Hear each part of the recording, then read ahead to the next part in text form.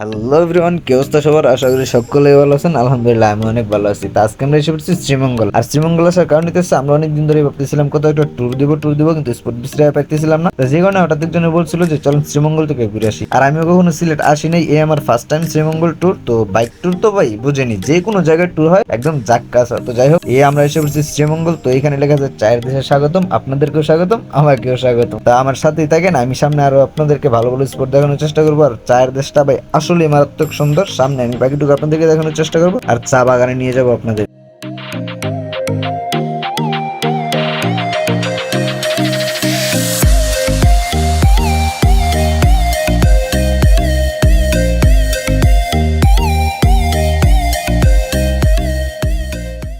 এখানে কিছুক্ষণ ফটোশুট করার পর আমরা এখান থেকে চলে যাব মেইন চা বাগানের উদ্দেশ্যে, যেখানে কিনা দুই পাশে চা বাগান থাকবে। আমরা মাঝখান দিয়ে হাঁটবো, এমনকি চা সংগ্রহকারীরা চা পাতা নিয়ে যাবে, যারা চা সংগ্রহ করে তারা। তো ওদের সাথে আমরা কথা বলবো, ছবি টবি উঠাবো, বাকি সব আপনাদেরকে সামনে দেখানোর চেষ্টা করতেছি, ঠিক আছে? তো আপনারা এখান থেকে বাইক রাইড এনজয় করেন।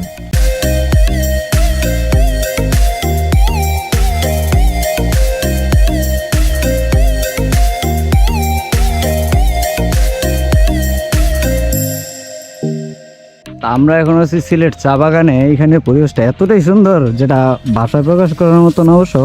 তো ওইদিকে অনেকজন কাজ করতেছে আর ওইদিকে আমাদের কিছু লোকজন আছে, ওইখানে আমি যাইতেছি। তো ওইখানে গিয়ে বাকি সব বলতেছি, দেখাইতেছি। আর ওরা আপাতত চা বাগান থেকে মানে চার পাতিগুলা নিতেছে আর কি। তো ওইগুলা শুকায় পরবর্তীতে চা পাতি বানানো হইব। তো ওরা ওই কাজ করতেছে আর আমি এদিকে এই যে ঘুরতেছি। আর সামনে আছে আমাদের বন্ধু বান্ধব, ওইখানে যাইতেছি আমি। তো এই যে এখানে পরিবেশটা আসলে অনেকটা সুন্দর, যেটা ভাষায় প্রকাশ করার মতো না। এখানে চা পাতির কাজ চলতেছে আর এখানে হোড চলতেছে আমাদের কাকাদের থেকে। এটা কি মাথার মধ্যে যে দিছে কি? আচ্ছা, পাতলা নিয়ে আসছে আর কি। আর এই যে হোড চলতেছে এখানে ওনার কাছ থেকে চাই নিয়ে আসছে। আসলে কাকারে কিন্তু এইদিকে লুকি লাগতেছে পুরা। আইলো সেরা হাল বল